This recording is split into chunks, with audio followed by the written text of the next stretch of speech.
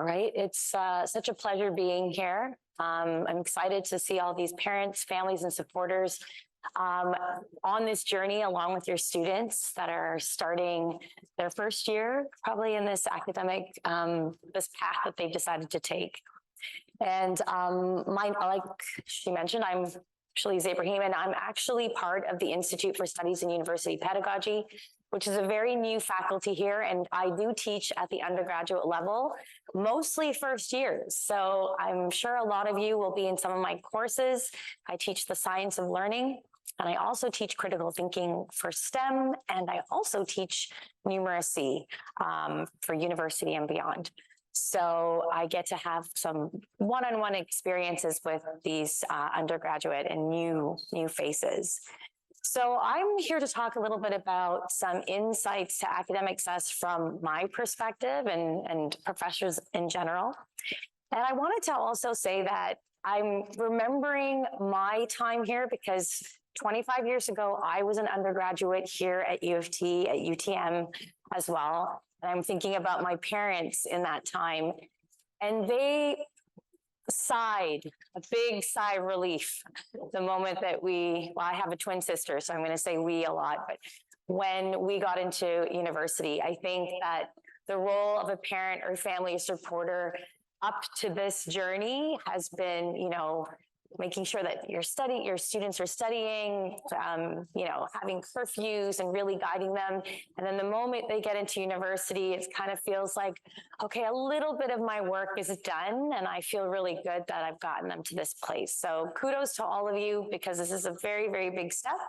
And not all students, of course, come to U of T. So this is really exciting that they've chosen this campus and chosen this university with such brilliant brilliant research and courses and things that are happening here as well. So that sigh of relief is great, but you might still wonder, well, what else can I do to support them over the next 3, 4, or 5 years? Because of course, it can take so long to get that undergraduate degree. So I'm just going to talk a little bit about, I can advance my slide, about that transition from high school to higher education, and kind of thinking a little bit about the sort of shifts that we might have in our mind about what that role might look like for you when you were a parent of a high school student, and now what that shift will look like for you as a parent of an undergrad and university student. So I'm going to start actually a little bit with those student expectations. So, and I think it's really important to recognize how students are kind of viewing what the expectations are coming into university. So that way, when they come to you, you can steer them into the right sort of mindset. Usually what happens when students start undergrad is that they kind of think they're going to maintain the high level of achievement that they've always been achieving. And in some cases they do. And in some cases, they start to recognize that the teaching styles are a bit different. And so they're not prepared for the kinds of teaching styles that are happening. So they might not perform as well as they thought they were. So that maintaining that high grade starts to look a little bit different. They also think that the assessment approaches will be very similar to what they've been having in high school, like that final exam at the end of the year. But then, of course, they get at the beginning of the year, they get the course syllabus from their prof, and they realize that, hey, 70% of this whole grade is a series of assignments, a series of learning insights that are checking in with them, some quizzes, maybe a lab component to it. So they start to realize that the assessments look very different. Sometimes there's an experiential component that they have to do, or a presentation. So they have to kind of contend with that as well, that the assessment practices are very, very different. And some ways are the same, and some ways are different. And then the other thing they start to kind of like have to shift their mind around is this underestimation of the time and independent effort that they have to put into their learning. Because they have their timetable, it's first year and second year, usually it's quite heavy. Everyone's like, let's get those 5 courses in. And it includes labs and tutorials if you're in the science stream, or mathematics stream. So, your timing starts to get very limited. And then they sort of underestimate how much time they have to do all the things that they have to do and how they manage that time, because they have to independently figure it out. They need to schedule in their study sessions, schedule in their social things that they might want to do. They have to schedule in time to eat, because they need to nourish their body. So that is really, really important as well. And it does require students to kind of have that independent effort to figure out how they're going to manage that time. So the other side of the coin is to understand what the professor's expectations are.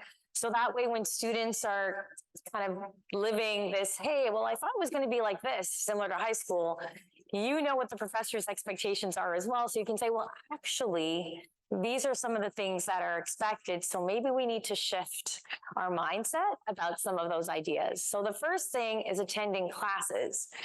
We, of course, expect our students to attend classes, but because it's such an independent space, we don't take attendance. We're not monitoring who's coming. Sometimes we are teaching in lecture halls this large. So it would be very difficult for us to be able to say, oh yeah, so-and-so did not make it into class. So they really need to have that independence to attend all the classes. And we do use a learning management system here. It's Quarkus, where I know I like to put up all of my slide decks, information for students, but it is not a substitute for what you're learning in the course. And oftentimes I'll have students write me a question and I'll say, hey, were you in class? Because we addressed all of that in class. And they're like, no, I didn't make it. And I'm like, okay, there lies the issue or the problem, right? So attending class is very important. It is the best way to kind of learn through the material, not through some of the other kind of resources. A positive engagement is, required in our classrooms, of course. It means that students are thinking about the material in a critical and deep way without, kind of questioning or judging the kind of material, but actually positively engaging with that work. Sometimes you might be struggling in a course. You might be like, I teach mathematics. So I often will have students that are like, I'm not a math person. I have a lot of anxiety over math. And so that positive engagement starts to deflate very, very quickly when they're in my courses. And I have to kind of remind them that, hey, all of these experiences are wonderful learning experiences. Engage with the material positively, even if it isn't, something that you have especially loved in your past, and you will find this experience rewarding. And that's the most key thing. We also expect students to be self-motivated. So if there is an issue or a problem, they really need to come to us or go speak to the TAs or other resources that Mark had listed on that list, like go to the Academic Skills Center. That is very important. It's tied into the independence piece.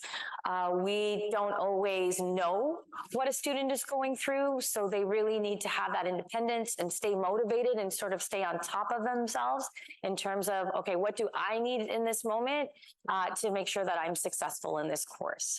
And maybe it might be having a conversation during those one-on-one office hours to say, hey, I didn't understand this. Can you go through it a different way? Or doing some extra work with an academic skills center, like a learning strategist or something like that.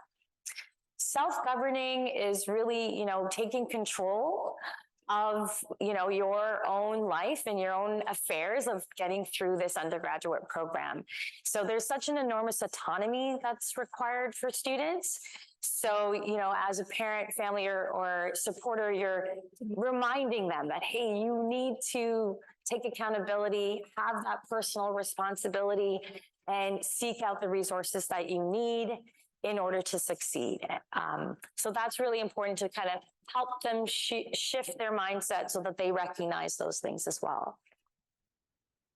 So what are some of the insights for success? Let me just pull up my notes so I know that I'm not missing anything.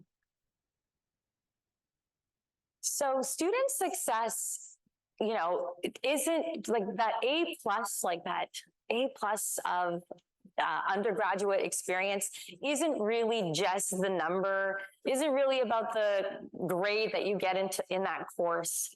It actually is so many other things. And so I want to kind of demystify what student success looks like in terms of, you know, what it means to like really feel like I had an A experience in my university life. And that means, of course, doing well academically, having a strong academic performance. It also means developing and fostering critical thinking skills, because the kinds of things that they're learning in our courses is ideas and ways in which we have researched these ideas and cultivated this body of knowledge and work that we're sharing. And we're looking for students to kind of think out of the box and think alongside us as well. And also, you know, it's not just sort of like a sponge acquiring knowledge. It's about, you know, modifying that knowledge, thinking about it a little bit more deeply, gathering more research on it. Hey, I've read this from this sort of like scholarly piece or this. And that sort of critical thinking and deep learning is really, really important part of having success. And it also leads to relationship building, because they might say, oh, I'm going to work with this professor now, or, you know, there's a study group that actually is having conversations on these ideas, and I'm going to join that group. So it's really great to kind of recognize that as part of, you know, a positive and successful experience. And then the third thing is social emotional being, is also, you know, to be really successful at the university level, you need to be in a good mental and, you know, healthy state as well. So what does that look like for students?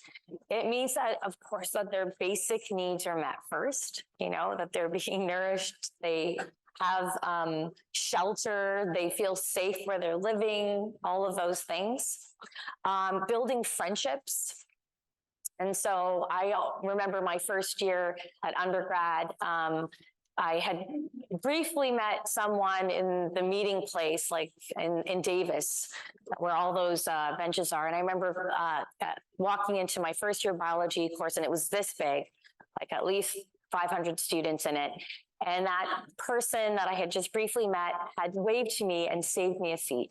And we are still best friends to this day. And that's how I met her, because she just always saved that seat. So building friendships is also a great way of like feeling that, you know, you have sort of a sense of belonging in the community here. Attending classes, I've said that before, and staying engaged. Deep learning approach. That's that critical thinking piece. Connecting with your prof at any time. Like, we are approachable and accessible, even in these sort of large lecture courses. In my courses, particularly even with the Institute of Studies of University Pedagogy courses, we try to create smaller courses, like 55 students. It still sounds kind of large, but it's small for, you know, an undergrad U of T course. But connecting with your prof and finding ways to cultivate, you know, that kind of like interest in the material. Seeking help, which that secret sauce sheet that you're gonna, you know, save that Mark had mentioned, that is a great place for you to go whenever you want to advise your student of, you know, a possible place that they might get help. And hopefully students also take that autonomy. Seeking opportunities outside of the classroom. So that means like student groups and things like that. And I think I have a slide for that too. Staying active and healthy. Of course, we actually have a beautiful recreation center here. It's called The Rock. And so, you know, taking advantage of those. But of course, we are situated in such a beautiful campus. Like, you can literally go on these beautiful walks and, you know, see salmon, see a blue heron. Like, it's pretty exciting to kind of go for walks around here. And then, of course, planning, managing your tasks, setting goals, and being persistent in your effort. Like, that's that sort of power of discipline. I know I had a 9 a.m. class last semester or last year, and I had some students say, I chose this 9 a.m. class because I wanted to learn, like practice waking up early and starting my day early. And you know what? They showed up every morning at 9 a.m. And so, putting into discipline your own things that you are motivating yourself towards is really important too. So just going back to that sort of student involvement, we actually have research opportunity programs for students. So you can mention those to your university students. You can advise them to join student unions or other kinds of student groups. There's an enormous amount, and usually at the beginning of the year, there is a forum where you can go and you can look at all the groups. On-campus work study positions are also available. So, through networking, having conversations, and also your own interests, you'll know where you want to be, and you'll be like, hey, is there a work study position in psychology or in the sciences or wherever? And then crawl, I had to write this down, but this is where undergraduates can work with us as paid research assistants, or they can volunteer as well. And those things are posted on the Career and Co-Curricular Learning Network site. So there's so many more. I'm sure there's even more than I've even listed here. So you're probably wondering, how involved should you be as a parent, family, or supporter in this? So you probably know what your involvement has been in the past on your students' academic journey, and you might feel like, I'm going to continue that pathway, or you might be like my parents, were like, okay, I'm going to scale back a little bit and let you take the reins and find yourself in this moment. And I think that's really important to recognize as well. So you could either kind of be like this very proactive frontline involvement, or you could take more of a rear guard approach, which is part of sort of like student development theory, to think about our own, as a parent, family, or supporter, our own involvement with students in the undergraduate level. So what does it look like to be a more sort of rear guard, or sort of supportive, but not actively supportive? That means that you're making sure that your students have their basic needs met. And that's really, really important. That you keep those lines of communication open, that they know that they can come to you for absolutely anything, because you really are an important piece to their mental health and well-being. Right? So making sure that they can reach you at any time if they needed to, and that they can talk to you even if they're failed a course. That's not the end of the world. There are things that they can talk to and things that they can do to figure those things out. And if they can come to you, then you can say, hey, let's look at this sheet and advise you as to where to go, right? Validate their feelings, recognize that this is a shift in their path, in their life's journey here. And you're there to support them through that. Provide the support as needed as well. Recognize that they are young adults now, and you need to have that sort of autonomy and recognition that they have to do these things on their own. And I know from a professor insight, like, for confidentiality, we would never speak to parents either. So recognizing that you do need to tell them, you got to do this on your own. Like, I can't intervene for you. I can't speak for you. But, you're there to help guide them. And of course, you can certainly coach those conversations so that way they feel confident about what they need to do. But they really are the ones that are doing that. Embrace uniqueness, right? This is a time of exploration. So you might have had these high dreams of that they're going to go and do this very particular pathway through their academic life and their professional career. But honestly, the world is changing so much, and there are professions that don't even exist yet that your children will probably be a part of in the future. So embrace that uniqueness, because you really don't know what they could actually do, what the capacity of their minds are and their abilities, and they might do something that's really, really important and relevant. And of course, you want to nurture that. Watch for signs of distress and burnout. So sometimes they're not going to share those moments. So that's why you need to check in and, make sure their needs are met, make sure that those lines of communication are there. So that way you can notice if there's something going on and you can help guide them and tell them, hey, why don't you go here? Why don't you go to the gym? Why don't you, and steer them in the right direction. And of course, not placing a heavy amount of pressure on them, because really this is a time for them to really, really find their path, enjoy their journey. The undergrad is often a stepping stone to the next program, the next professional space that they want to be in. And so obviously there's a lot of weight on this space because you want them to do really well, but you want them to really enjoy the journey, because that means that it will lead them to exactly where they're meant to be at the exact right time in their life, because sometimes it takes an extra year or an extra semester to get there. And everything happens in its perfect timing. So that is it for me. I'm excited to see your students in my class and around campus. And if there's any questions, of course, we're all around.